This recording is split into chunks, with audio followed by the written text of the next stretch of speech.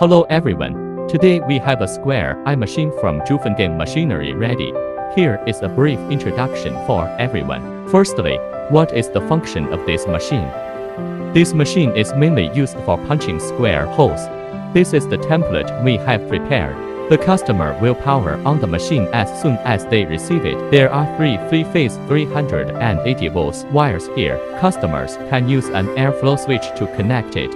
After connecting the power, let's take a look at some of the components of this machine. This is a limiter that can be used to adjust the depth of penetration. For example, if you lower it down here, you can see that the drill bit is still some distance away from the table.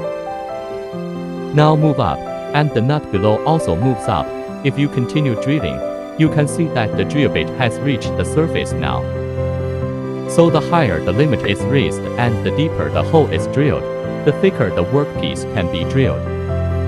This is a perforated handle.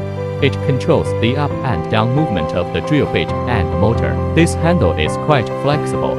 It comes with a spring and will automatically return to its original position.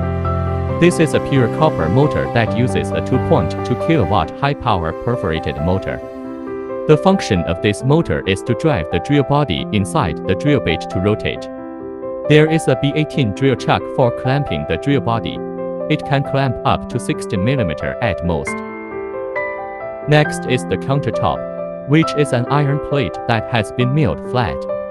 What is the purpose of the pressure device when the tabletop comes over? Stay tuned for a more exciting second episode.